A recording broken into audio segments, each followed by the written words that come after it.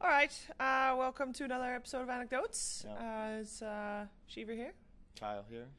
and different format this time. No video. Sorry, guys and girls. There's actually a video of me walking around. I just started recording when I went down the elevator and went up for food, so they'll see a table with food. Oh, and stuff. so you're gonna have like a bunch of clips like on top of the audio? This is basically 15 minutes of my day yesterday in one go. So this is like a special Sheever vlog segment. Well, you don't actually see my face. I think you see Owen eating and Weppus and Fogged, and you see Gods getting dessert.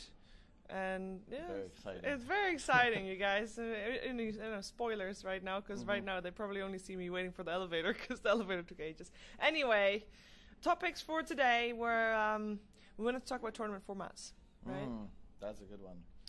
And I mean, there's a lot of different tournament formats. Last year, DPC, there were a lot of complaints about tournament formats. Yeah, we had some god-awful tournaments. Like some really ridiculous ones. Third place matches at majors. Like, should I just like launch into a monologue here? Like, off we go? Or launch it about why format is important, I think. Well, format's important because you want to ensure that the best, not just that the best team wins, but that the teams are given a chance to perform up to their potential. It's not about having first and last be what you'd expect. It's about ensuring that the team that finishes third and fifth and seventh are all finishing as close to those places as possible, and that the format doesn't put two strong teams together too early or two very weak teams together in, say, like the upper bracket, where one team is now top six, even though that they possibly would have lost every other match up in that upper bracket. Yeah, that makes sense. So we dedicate our lives to this, so it's nice to know that the people in charge try to give us a fair shake. All right. I'm going to also play devil's advocate here, because tournament organizers, they like to see, they have a certain amount of days available per tournament. They want to get over with the group stages as fast as possible because as a tournament organizer, those are not the most popular matches to stream because the stories are all in the actual elimination bracket or whatever they do. For example, personally, I don't like the Swiss style. I think as a viewer that is horrible because it's just a bunch of matches and who knows what's happening and what's going on, and then finally you got a seeding and that's all great. And from that point onward, it starts to be exciting. But the Swiss thing itself, it's not that exciting to follow. Well, it's all about eliminating variance. And Swiss is literally coin flip after coin flip. You see this in Counter-Strike actually quite often, where weak teams will go 3-0 or 3-1, and then after the tournament ends, you'll look at the matchups they had to like make it to like Legend State or Top 8 or whatever, and you realize, this team that looked great was actually playing against 3 of the bottom 6 teams in the tournament. Those were their wins. Maybe they had one real team to take down, and it's just not ideal, I guess. If you want to have, what is the ideal format? well, that's kind of open to interpretation, to broadcast stipulations, what the tournament's regulated to do, et cetera, et cetera. But I would argue that you're looking for a format that allows teams to play as many teams as possible on as many days as possible, because you do have off days, because jet lag is a factor, because sometimes you just need a little more time to like get used to the tournament itself and like kind of maybe coming with the wrong thinking. If you, in this event as an example, if you lose on one day, now you're in a BO1 elimination. Not just that, you can be knocked to the lower bracket because you lost to one team, and that team might be one of the best 3 in the event, maybe even the best. I had experiences, and when I was playing with Complexity, we had the worst luck ever. We had the 3 opportunities to play majors when there were GSL groups. In the first one, we had, I believe, OG and Liquid. They ended up in the finals. Sorry, Shanghai was first. EG and Liquid, first and third place, or second and third place. Manila, we had OG and Liquid. We also got Wings in the BO1, though we were able to beat them. So I don't think it gets worse luck, but we had OG Liquid. They finished first and second. The third time, I think it was Boston, and we got LGD EG. We managed to beat EG, but those teams finished third, fourth. So point is, Peter made a point in a tweet. Yeah. They beat Pain. Pain looks like the worst team here. but NIP was now in the upper bracket. They take down EG. The first real time they're tested, now they're a top 6 team. Do you feel like... Pain is already eliminated as well. They're now lowest team. They lost to TNC, which is also a team that, according to some, should be in the top 8. Better yet, didn't they just win? Are they actually in the top? I think they're actually in the top 8 right now. I'm not surprised either. Yeah. Aster lost yesterday, but they were relatively tilted. They still came in as a very strong team. They're this close to beating EG. But how much can you actually control that? Because you've got a certain amount of days, and just as a comparison, this format is being criticized a lot also because of that specific group, because of group, what was it, A, that we followed, of the group with NIP and Pain Gaming in it. But, for example, last year, the Super Major had the exact same format, and people loved it because there were no... yes. It had a GSL style? Yep, GSL style, 4 groups, exact same format. That's why they stuck with it, and it's like, okay, it was well received. Now, I know that last year, most of the formats were pretty shit, so in comparison, everything would look amazing. The competition to some of those ESL 12-team events, anything would be better than having a tournament stage where you played 2 BO3s a day, and then the final day you have a third-place match, which really just feels terrible even for the teams competing, and then the finals. You really just need double elimination, because you have that great epic final day, the BO3 final, into the grand final. Thinking back to DAC, which was like my favorite tournament of last year, you had LGDVP, this epic 3-game clash, and then an epic 5-game final. Yeah. It becomes like a marathon for that loser bracket team, builds the storyline, the suspense. It's great. I mean, that was great. I think this season, this DPC season, it is super important to think about format, because all of a sudden, being 16th compared to being 12th, as in that is double the DPC points. Yeah. So that is pretty important. Well, the thing about Dota in comparison to other games is that preparation, it is much easier for an underdog team to win a series in Dota than I think it is in almost any other esport, because the depth of strategy, the last pick potential for crazy heroes, the variance in some ways. You might get some lucky runes, easy first blood, courier kill. Like, there's so many mechanics you can abuse. You get brood mothered in a game and you get Huskard the next, right? Yeah. Done. That's it. Like, you lost. And the big thing about Dota right now, especially in these 16-team brackets, is making the upper bracket, because then you just need to win one series in your top 6. Yeah. And that's enough to get you to TI. In fact, if it's anything like last year, you get 2 or 3 top 6 finishes at majors. That could just be enough to win to get a TI invite. Yeah. And we've seen qualifiers. OG's a qualifier team. They won TI. They beat teams that, you had one slot. You had to beat the TI winner if you wanted to go and even compete at the international. And that's what makes this so important. It's not about, let's say Secret's the best team here and they would have beat everybody. That's fine. They'll be first, no matter what the format. Yeah. But it's important that you don't have a... I think the top 3 would have been the same regardless format, but it's important that the rest is also, scaled properly in terms of from top down, in terms of how good the teams actually are, and I don't think we'll actually have that this tournament.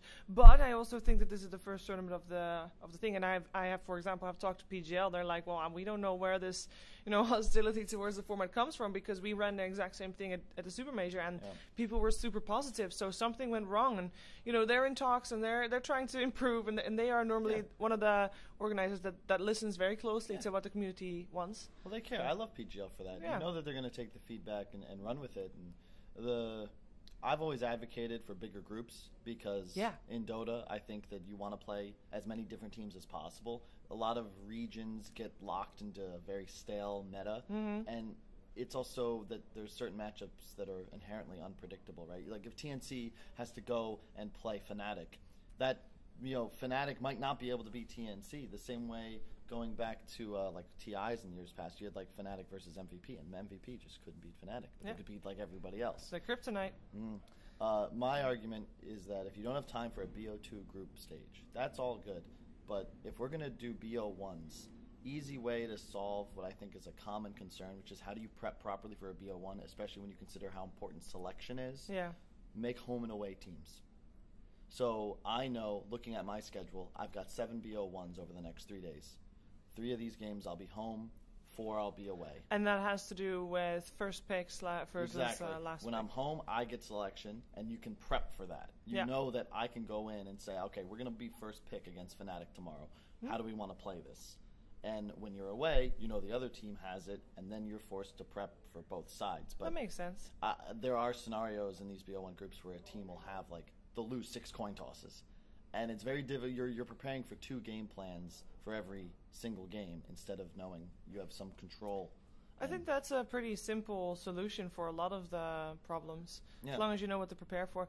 Personally, I like the 2-game series, ideally with one group with all the teams, but I know that is not very realistic to ask every player to play 30 games. So 2 groups of 8, 2-game series, 15 games per team. Is that true? No. 14 games per team. I feel like that could be doable within 3-4 days. The downside is, from a tournament organizer perspective, that you have a lot of matches going on at the same time, and for people at home, it is not that easy to follow. There's no story in there. Well, the last day, there's story. Well, you say that, but at the same time, there was we followed one group on the mainstream, and that group is easy to follow because it is a double elimination bracket. So it's like it's easy to have as a story and weave a story into that for the teams. But with a 2-game series, it's like, okay, game's over, they tied. All right, next. Well, I think BO1s solve that in a way. If you want to just keep it simple.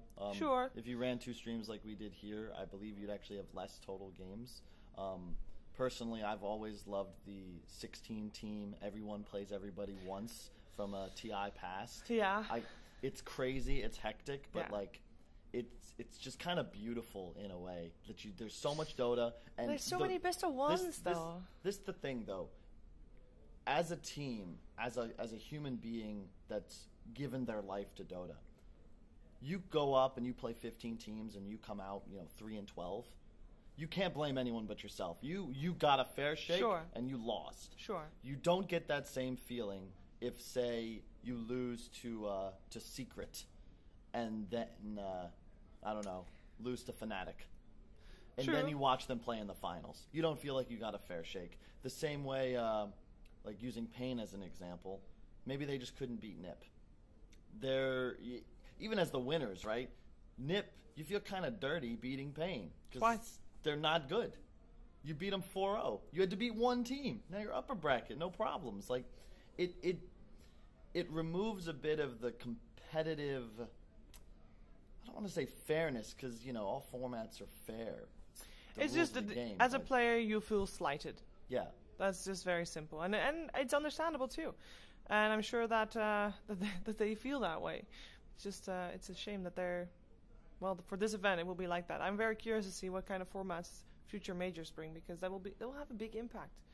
Being 16th, like double the DPC points, which we talked a little bit about it at a panel at some point, because Pain is a team that will probably make it to every major because they are just the top of their region, and they will continue to be the top of their region for a while longer, I think. So they'll get DPC points. The question is, will they get enough? They might just be on the edge purely due to formatting. Yeah, but that's a good point, because maybe they get the easy group next time. Maybe they're the ones that get we've seen Pain take big series. They're a team that does much better on stage, which is another argument about format, which is just to maximize the amount of time players get on stage, and specifically days off. Like Forward Gaming's in the losers bracket. This is another, we didn't even touch on this, and I'm sure we're running out of time, but Forward Gaming played for 15 hours. They played the first game of the day, the third series of the day, and the fourth series. You might play 9 games in a day. Like Alliance did on Sunday. Yeah. And then the next day, you're in your BO1 elimination. This doesn't provide you opportunity to play your best Dota. And that's what I want to see when I watch a tournament. The best teams playing the best Dota possible. May the better team win.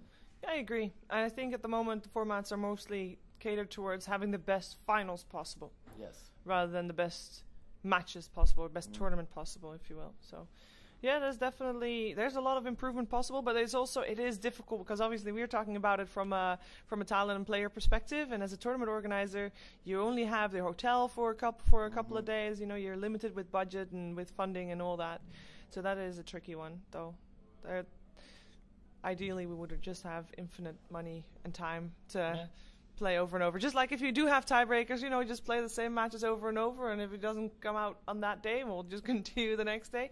It's unfortunately that's never going to happen either. Well, unfortunate. It's probably fortunate. We could do. I'm always down for BO3 groups too. You know, obviously, event coverage plays a role in the way an organization would create their bracket, their format. But there's nothing that says you need to have some crazy production.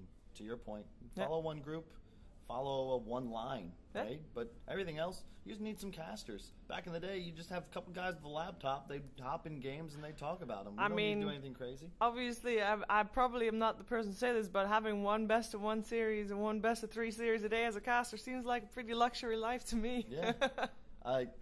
When there used to be days where you casted like way more than that. I'm not even going to mention hours because it's been crazy. Actually, one thing that I think we still should mention, if we're talking about format, and we do have a little bit of time, is double elimination versus single elimination. I think the answer is easy, but I feel like we touched up on it anyway. Double elimination is the way to go for Dota 2. Yeah, 100%.